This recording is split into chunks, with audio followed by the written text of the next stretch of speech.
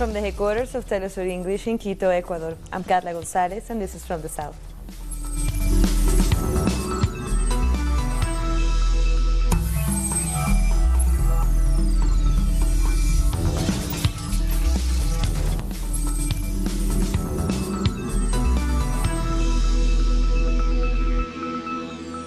Venezuela's Foreign Minister Jorge Arreaza says his government had warned European Union's MPs that they were not allowed in the country days before their trip. Via Twitter, Arreaza explained that the members of the European Parliament were not allowed to enter the country since they intended to conspire against the government while holding different meetings, one of them with opposition lawmaker Juan Guaidó. Arreaza said authorities will not allow the European far right to break Venezuela's peace. Arreaza also dismissed a statement by the U.S. Special Envoy to Venezuela, Elliot Abrams, where he said his government is not negotiating with Venezuela.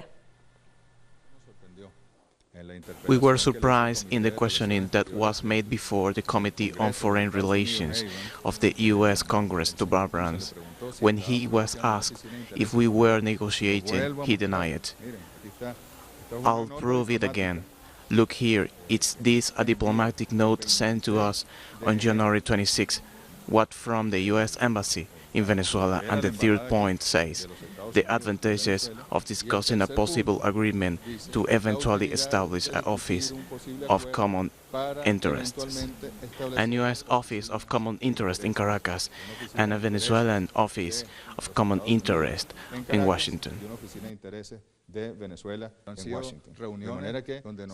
We have listened to each other in these meetings, both parties. He has been joined by the U.S. Under-Secretary of State, Mr. Kimberly Breyer. We have been listening to each other, both parties. There have been more tension. We have different points of view, but at least at the same time, there are shared concerns. Hopefully, we are able to build this dialogue. We should say it. This was proposed by the State Department, and look, I can show you here my passport. Here you see the last visa. I went to New York for this meeting. Meanwhile, the annual Montreal Marxist Winter School has held an event in solidarity with Venezuela. We spoke with Alex Grant, who presented the event, where he criticized the position of the Canadian government in this matter. Well, Trudeau is trying to be the pretty version of Donald Trump, and he's playing a very sneaky game. But the reality is that Canada is trying to, I guess, put lipstick on a pig, that this is a terrible anti-democratic coup, and they're trying to give justification to it. There's incredible propaganda in the media that there's just endless terrible stories about Venezuela, but at the same time, people don't support Donald Trump. And actually, the major trade unions in Canada, Canadian Union of Public Employees, the largest trade union, and the Canadian Labour Congress have all said they do not support this coup, that it's anti-democratic coup, and we must let the Venezuelan people decide. And hundreds of students also gathered in Argentina to support the Venezuelan government. They rallied outside the Faculty of Law in Buenos Aires. Waving Venezuelan flags, they chanted in favor of the Bolivarian Revolution and against U.S. interference. Meanwhile, more than 200 young members of the Che Guevara International Brigade gathered in Venezuela to express their solidarity. Young delegates from all around the world met with different communities around the country. The brigade works in places where there is a need for solidarity, voluntary work, and political articulation between popular organizations and progressive governments. And a group of bikers drove across Caracas to show their support for President Nicolás Maduro and to reject the coup attempt promoted by the United States. Our correspondent Edson Sanchez was there. We are at the Oliar Square, where more people are joining to this Bolivarian demonstration. This time, it's organized by the Union of Motorbikers.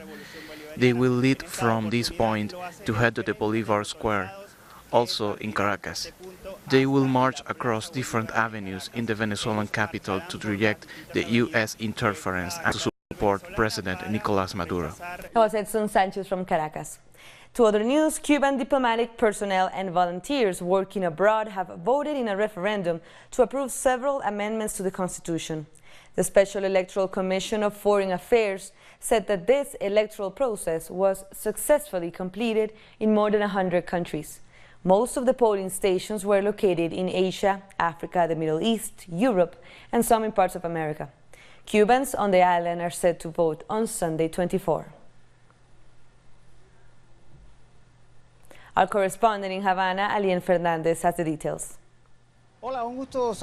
Cuban citizens living abroad in official missions has voted this Sunday for the constitutional referendum. The process was carried in around 130 countries, and we are not only talking about diplomatic personnel, but also other Cuban state officials and volunteers working abroad. At the same time, here in Cuba, there was a simulation to check the organization and resources available for the upcoming February 24. The day of voting. This, despite some areas are still recovering for the tornado that passed by the island last Sunday 27. Measures has been promoted to guarantee all citizens can use their right to vote. Over 25,000 voting stations will be working. More details about the voting will be revealed this Tuesday. From Cuba, Alien Fernandez, and we have more stories coming up. We'll be back.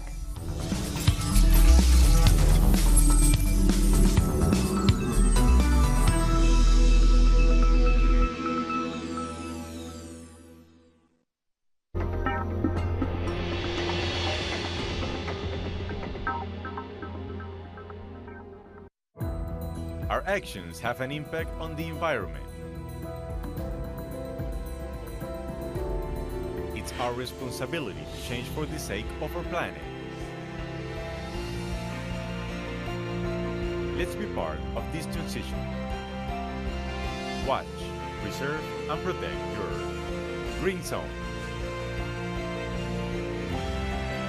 Wednesdays, only on Telesur. An occasion to enjoy the cultural diversity that defines our South American essence. Come along to find out the story behind these personalities, traditions, and artistic expressions that unite us as a whole. Real Lives, Friday, only on Telesur.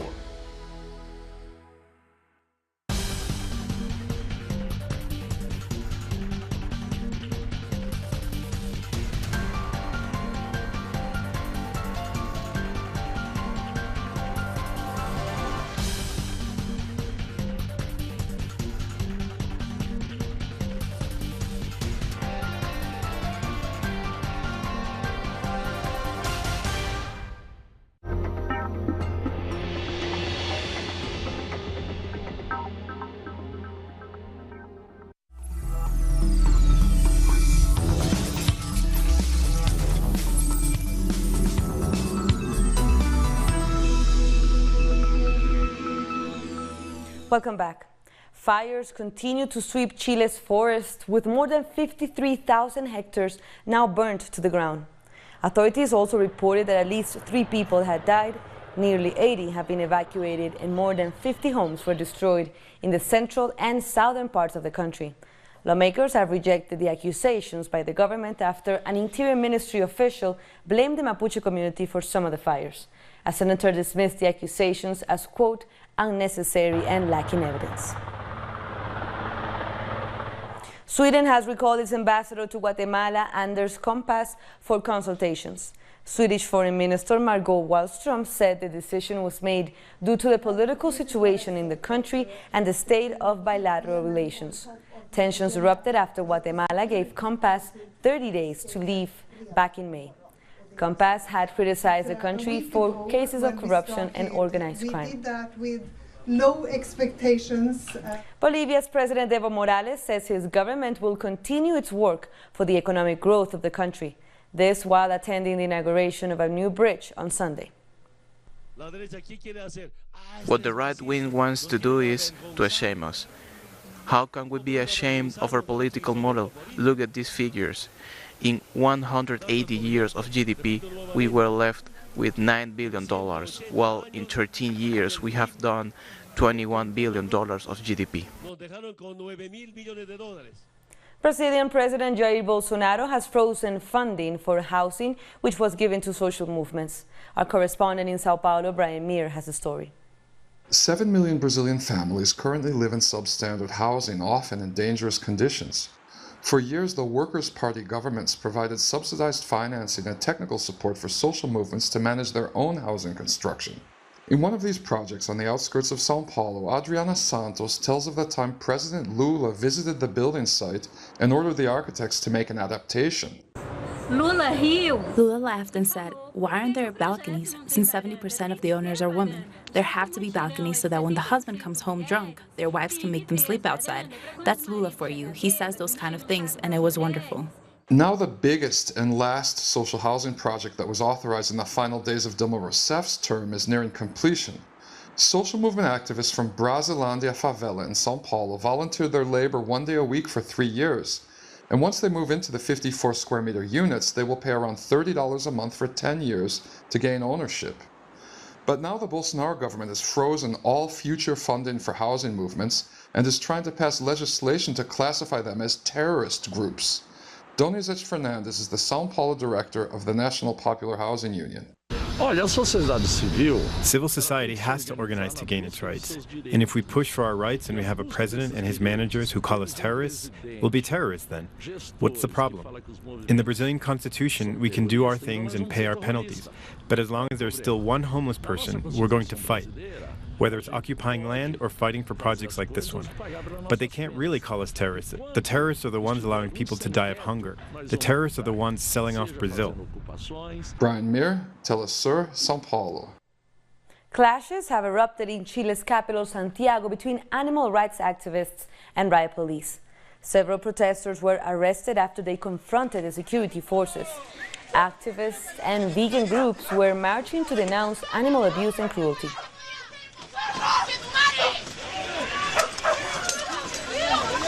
Haiti's Prime Minister Jean-Henri Seant has addressed the Caribbean nation after days of protests. Seant called for a series of privileges to be cut, including a 30% reduction to the Prime Minister's budget and the withdrawal of privileges to top officials. He also lamented the human and economic losses during the protests that have taken over the country last week. Let's hear the details with our correspondent in Port-au-Prince, Pablo Pérez. It's been a calm morning here in Port-au-Prince after the Prime Minister Jean-Henri Seant addressed the nation, making several announcements, which includes a reduction in the Office of the Prime Minister's budget, an effort to eliminate corruption, and new commercial agreements with businessmen in order to lower the prices of basic goods. He said Haiti's problems are rooted in inequality and decades of bad governance. He argued that the only way out of the crisis is dialogue. Seant reiterated that unnecessary privileges will be withdrawn from state officials. The street demonstrations began on February 7th, with many demanding the resignation of President Jovenel Moïse, as well as urgent calls to address the socio-economic crisis. That was Pablo Pérez from Haiti. And the death toll due to the January 27 tornado in Havana has risen to 7. Cuban authorities reported that 41-year-old Milesi Fernandez died due to severe injuries she got after a tree fell on her. 8 out of the 195 wounded remain in the hospital, 3 of them in serious conditions. And cigar lovers around the world are gathering at the 2019 International Festival of the Habano, a week-long event dedicated to Cuba's iconic cigars. This year, the festival will honor the 500th anniversary of the city of Havana with the launch of a new premium handmade cigar. About 1,500 cigar distributors, retailers, and consumers from 60 countries are expected to attend the festival in the island. There will also be an auction of special cigars stored in boxes, which funds will be donated to the Cuban health system.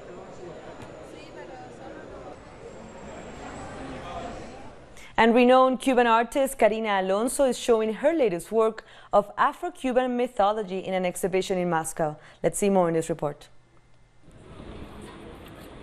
Moscow is one of the coldest capitals on the planet.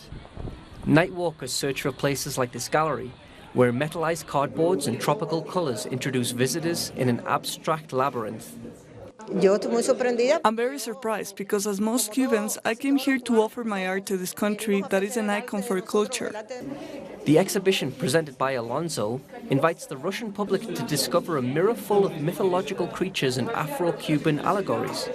This exposition was made with metallized cardboards. It's a mixed technique. Almost all of them, except for 3 canvas that seem to be portraits, soul reflections, which are different expressions that people can have under different state of mind.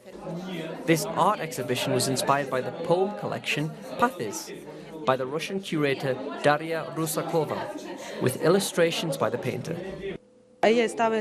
She was inspired by my book called Paths.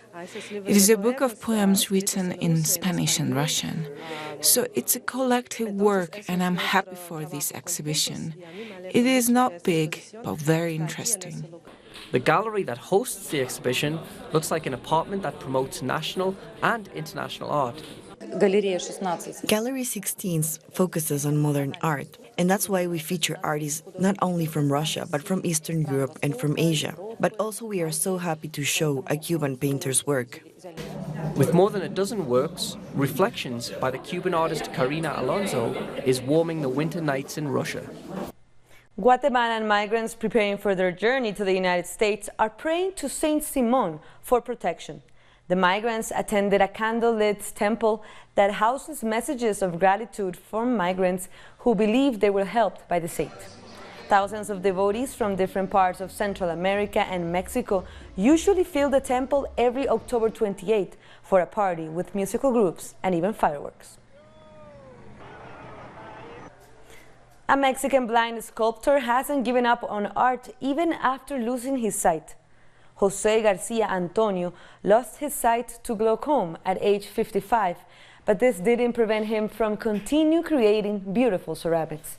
The artist sculpts mostly mythical creatures from clay, inspired by his childhood in the countryside and by indigenous women.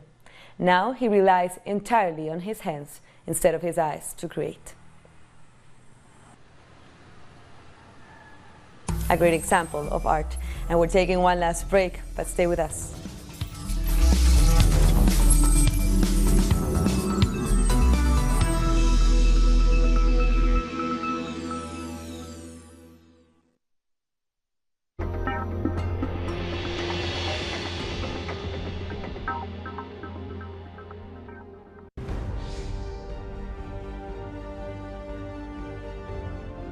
Acompañamos a los pueblos que resisten en cada una de sus luchas. Somos esa ventana que se abre para visibilizarlos entre fronteras.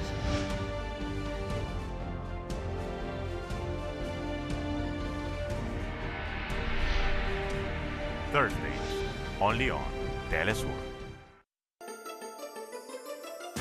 The ruling world order has always subjugated the masses. But who are the actors behind every move? What are their real interests? We analyze every move on Critical Move. Weekdays, only on Telesur.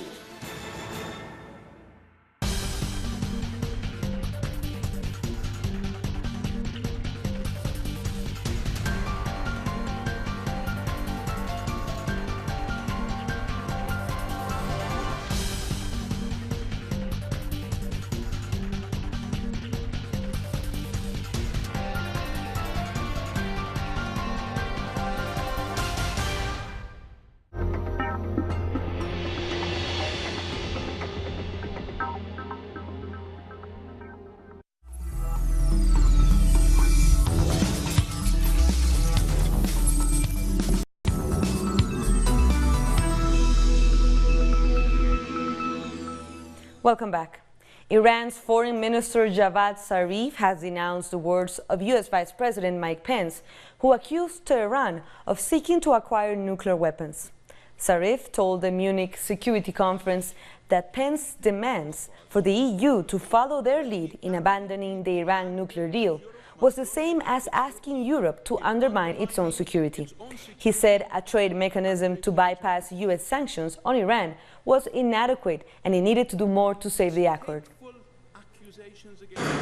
His hateful accusations against Iran, including his ignorant allegation of anti-Semitism against the heirs of a man described as Messiah in the Holy Torah for saving the Jews, is both ridiculous, but at the same time, very, very dangerous. Farmers and herders in Ivory Coast have started a dialogue following years of constant deadly clashes. Nearly 3 years ago, the northeast region of Bona plunged into violence between crop growers and nomadic cattle raisers from the Fulani community. These left 33 people dead and prompted 2,500 people to flee their homes. There is some common ground, little by little. They are slowly getting along because they now hold regular meetings between farmers and herders, which wasn't the case in the past. Today, landowners have given space for grazing. It's convenient for us because there are corridors for animals. All this made it possible for us to slowly get along. People who live in the arid land of Algeria have found hope in improving their lives through growing prickly pears. The prickly pear, which grows well in places of little rainfall, has become a lucrative crop in Algeria. Many have improved their lives through production and added value of the fruit. The green, spiny discs are used to feed cattle, while the oil from its seeds has antioxidant benefits and is used in cosmetics. With regards to the farmers, they have started to become aware of the importance of cultivating this product as an economic alternative in the dry and semi-arid regions. South African researchers have detected a previously unknown species of spiders with an unusual horn-like protrusion on its back. The spider species is considered the first of its kind to be registered, but locals were able to provide the researchers with information on the biology and behavior of the spider, which they were already familiar with. It has been categorized in the group termed horned baboon spiders. The spider was found in the forests of central Angola. So this spider is absolutely unique in the world. It has this huge horn sticking out the middle of its head, and no other spider in the world has anything like that. The iconic Virunga National Park in the Democratic Republic of Congo has reopened after a deadly ambush of a tourist group led to its closure last year. Established in 1925, the park is the oldest national park in Africa and home to about half of the world's population of critically endangered mountain gorillas. In recent years, the park has been plagued by a wave of violence that has taken over the eastern part of the country. Thousands of people from all over the world are in Venice for its carnival season. The canals of Venice have illuminated from the lights of a parade with the theme of outer space. This marks the opening of the city's annual carnival. On display also was a giant moon balloon carrying a caravel and a small sailing ship that dates back to the 15th century.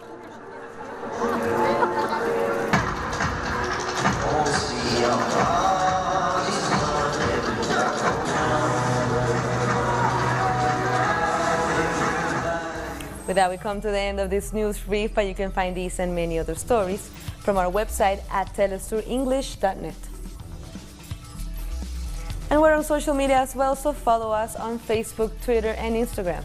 For Telesur English, I'm Carla Gonzalez. Thank you for watching.